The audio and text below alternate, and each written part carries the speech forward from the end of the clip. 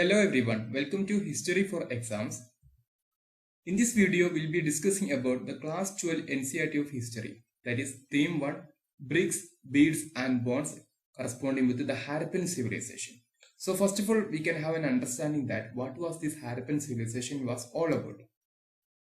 Now we are living in the 21st century.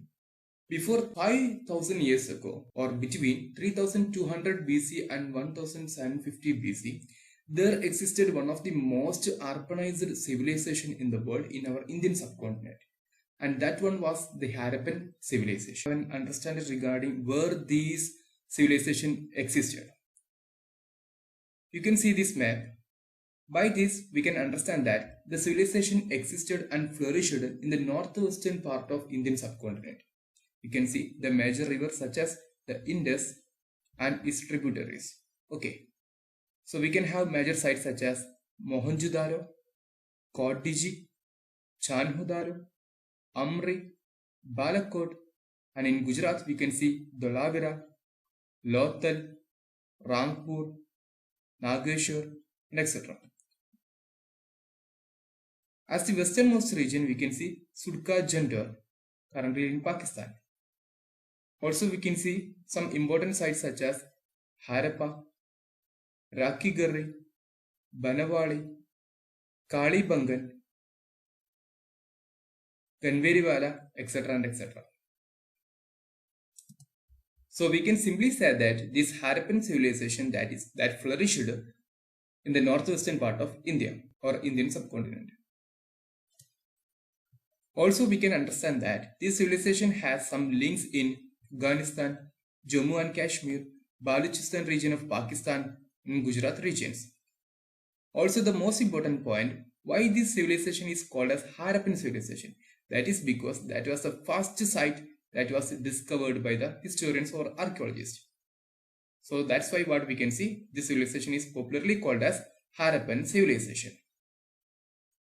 And for the understanding of this chapter, we can divide this Harappan civilization into three phases. One is early Harappan, then mature Harappan and late Harappan phases. And the most important or the urbanized features of this civilization can be seen in the mature phase of civilization. Maybe you have already noticed that the chapter begins with the picture of a seal. Here you can see a seal. Also in the seal you can see a particular animal is standing. Could you please identify that? Which animal is that? Yes, it is called as unicorn. Regarding the archaeological evidence of Harappan civilization, we can see the Harappan seals are very important. And Harappan seals that were mostly made up of stone called steatite. So what we can see, the steatite stones were used mainly for the Harappan seals. And this is one of the most important archaeological evidence regarding the construction of Harappan civilization history. Similarly, in this chapter, we'll be discussing more thematic understanding of this civilization. So as already we have said, there existed different phases, early Harappan, mature Harappan and late Harappan phases. Now we are going to understand about the Harappan subsistence base. What do you mean by subsistence base? That is nothing else, the survival of Harappan people through agriculture and allied activities. So what we can see, the mature Harappan phase or culture that is developed from the earlier phases of Harappan cities or Harappan sites. And by this, what we can understand that the Harappan people, they ate different types of plants and animal products including fish. And we can see the Harappan sites, they included wheat, barley, lentil, chickpea and sesame. Also what we can see, the millets were common in Gujarat region. And also we can see some important evidences of rice also.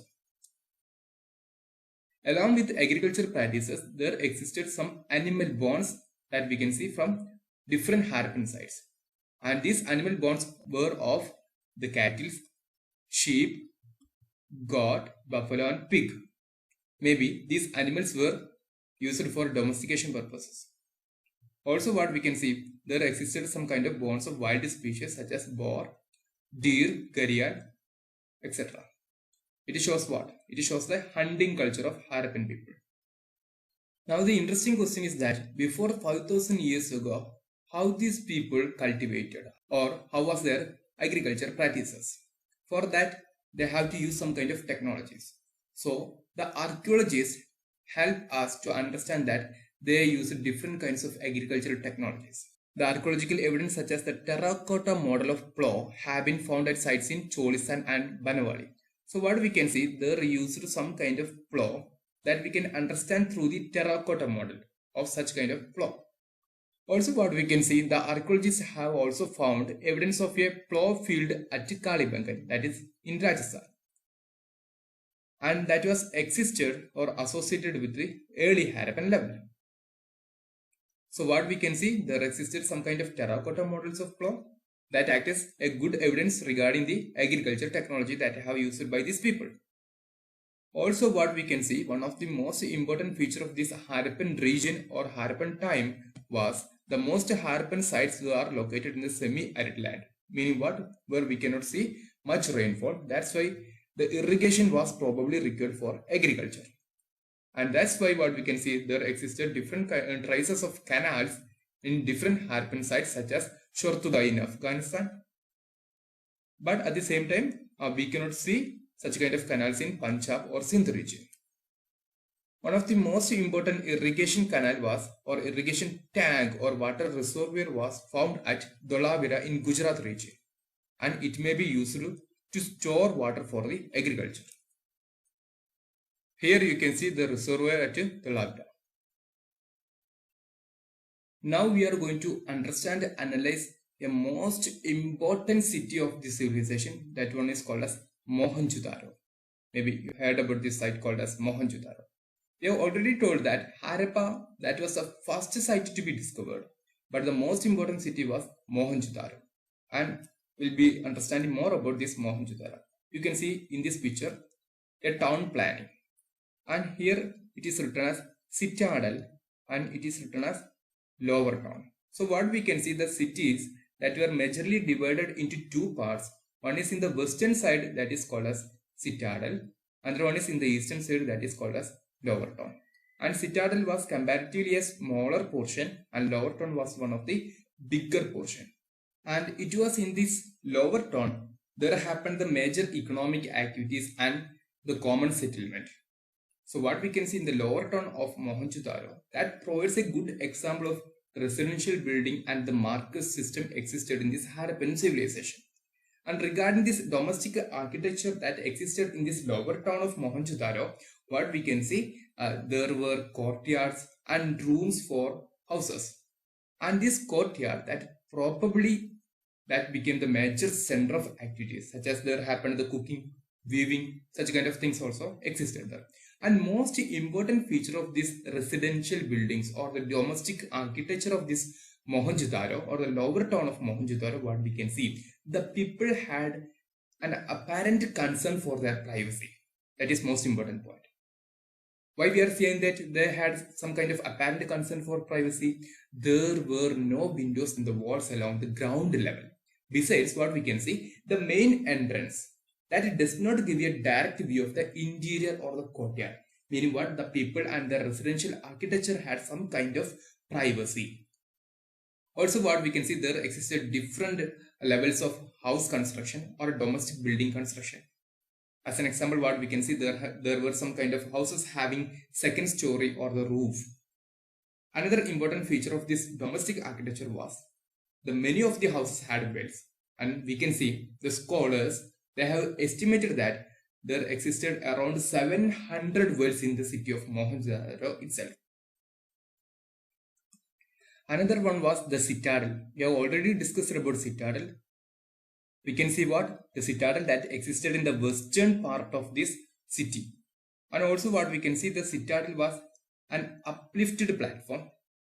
And there we can see most important public buildings, such as in this picture you can see a water house, great bath, college and great courtyard in the city of Mohenjo-Daro.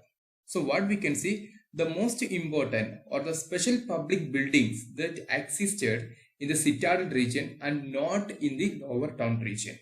So what we can see, water house an example and great bath. great bath, that is very important.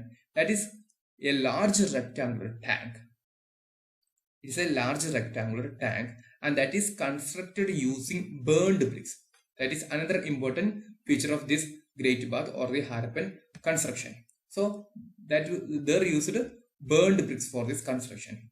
And regarding this great bath, what we can see, there were 2 flights of steps on the north and the south leading to the tank, and which was made watertight by setting bricks on edge and using a mortar of gypsum.